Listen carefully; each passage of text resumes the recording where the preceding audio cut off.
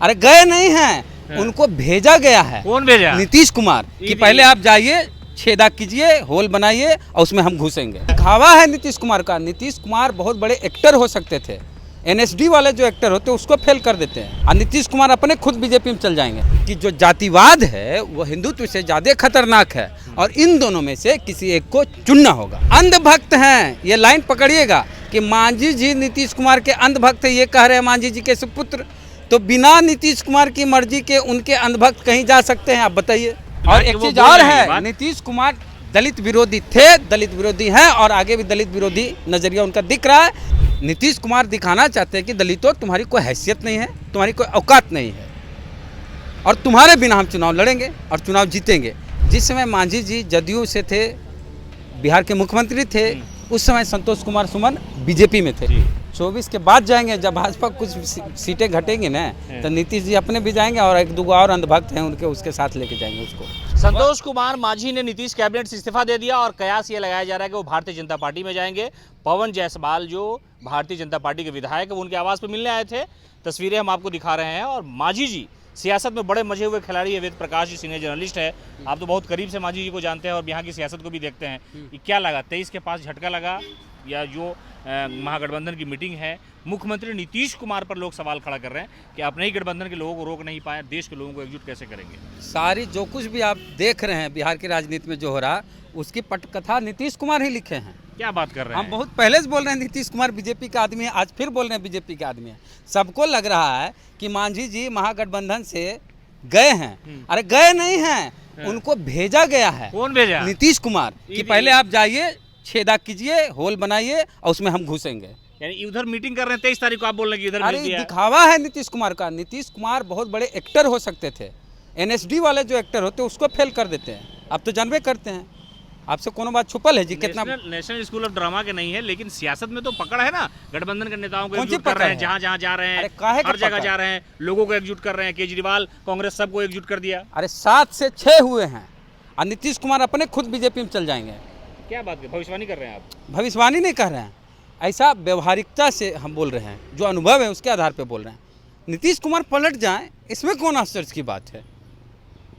और जो मांझी जी का प्रकरण है उस पर हम बोलते हैं। कल एक प्रोग्राम हुआ था पटना में, उसमें था कि Hindu Republic versus democratic Republic, इसका नाम था।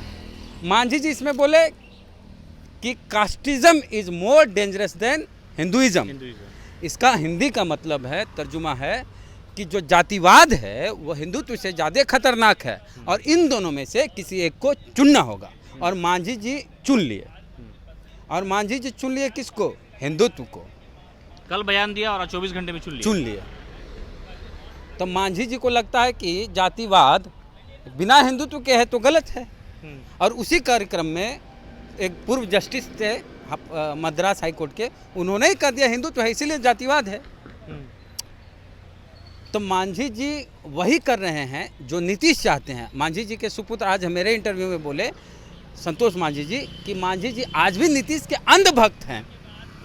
अंधभक्त हैं, ये लाइन पकड़िएगा कि मांझी जी नीतीश कुमार के अंधभक्त है, ये कह रहे हैं मांझी जी के सुपुत्र। तो बिना नीतीश कुमार की मर्जी के उनके अंधभक्त कहीं जा सकते हैं? आप बताइए। इस सवाल में तो सच्चाई हो सकती है, आपका दावा सच हो सकता है। हाँ। मैंने भी सुना। और एक चीज और है, नीतीश कुमार दलित विरोधी थे, दलित विरोधी हैं, और आगे भी दलित विरोधी नजरिया उनका दिख रहा है। कि महागठबंधन की बैठक में, विपक्षी दलों की बैठक में किसी भी दलित नेता को, किसी भी दलित पार्टी को इनवाइट नहीं किया गया। मुस्लिम को भी नहीं इनवाइट किया गया। आप बताइए, मायावती जी देश की इतनी बड़ी लीडर, मुख्यमंत्री रह चुकी हैं, मांझी जी मुख्यमंत्री रह चुके हैं, चिराग पासवान, इनकी भी एक पार्टी है, अपनी पार्टी है, बड़ी पार्टी है। तो इन तीनों में चिराग पासवान तो बोले कि हम कभी अभी कहीं नहीं। तो इन तीनों में से किसी को नहीं बुलाया गया। और बिना दलित के नीतीश कुमार दिखाना चाहते हैं कि दलितों तुम्हारी कोई हैसियत नहीं है, तुम्हारी कोई औकात नहीं है, और तुम्हारे बिना हम चुनाव लड़ेंगे और चुनाव जीतेंगे।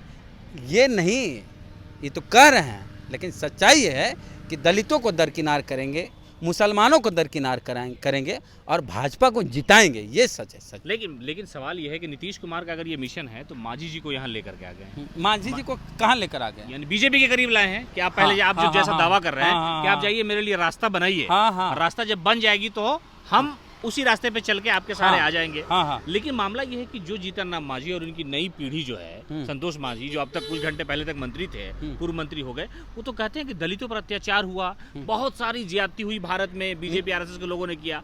लेकिन अगर ज्यादती हुई तो कब बोले नीतीश हैं? कुमार अगर उनको संतोष आपको नहीं पता है, संतोष कुमार सुमन का उनकी पार्टी हमेशा संतोष कुमार सुमन जी के बारे में एक चीज़ जो आप नहीं जानते हैं वो हम बताते हैं। संतोष कुमार सुमन की राजनीति की शुरुआत ही बीजेपी से हुई। भले जीतन राम मांझी साहब जदयू में थे, जिस समय मांझी जी जदयू से थे, बिहार के मुख्यमंत्री थे, उस समय संतोष कुमार सुमन बीजेपी में थे। ये आप जानते थे? नहीं, हम इतना जानकारी नहीं, वो बीजेपी में थे। जब मांझी जी की पार्टी बनी, उसके बाद एक कार्यक्रम हुआ था पूरी पार्टी का, उसके बाद संतोष कुमार सुमन सदस्यता लिए। तो हमारा ये कहना है कि नीतीश कुमार इनको क्यों इस्तेमाल कर रहे हैं, और किसी नेता को भी तो इस्तेमाल कर सकते हैं। नीतीश कुमार जो अंधभक्त रहेगा उसी का नहीं इस्तेमाल होगा जी। उपेंद्र कुशवाहा को भेजे न पहले, मांझी जी को भेजे हैं ना, फिर किसी को भेजेंगे?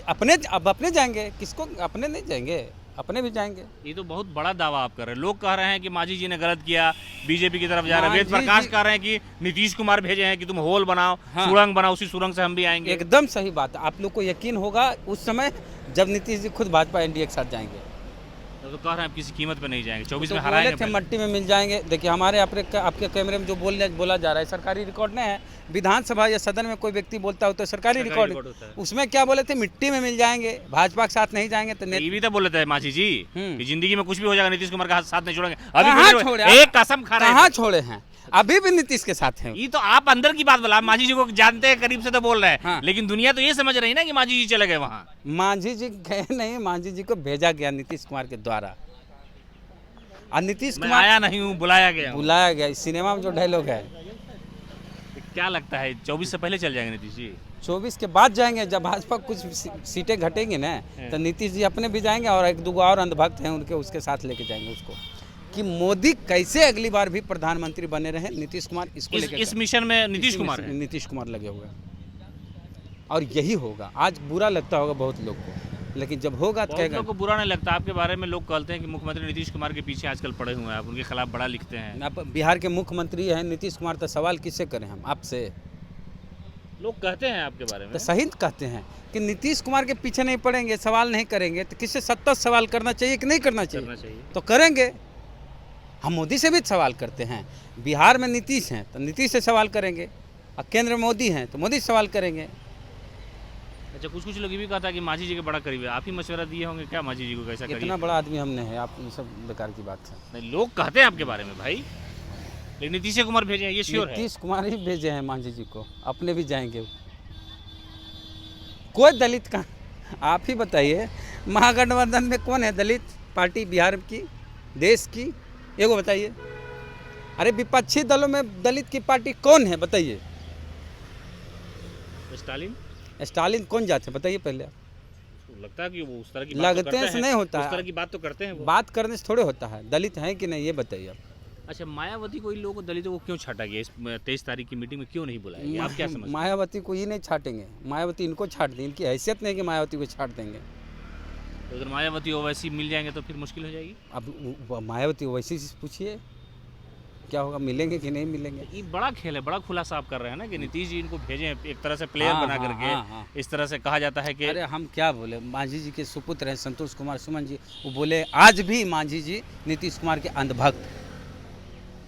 तो ये थे हमारे साथ वेद प्रकाश जी। आपकी क्या राय है? देखिए जिस तरह से ये कह रहे हैं, खुलासा कर रहे हैं कि मुख्यमंत्री नीतीश कुमार इस सारे मामले से, सारी जो घटनाक्रम है सियासत की, उससे वो तकलीफ में नहीं है, नाराज नहीं है, बल्कि जीतन राम मांझी को उन्होंने भेजा है भारतीय जनता पार्टी के दरवाजे पर कि आप पर्दा हटाइए और हम भी आना चाहते हैं।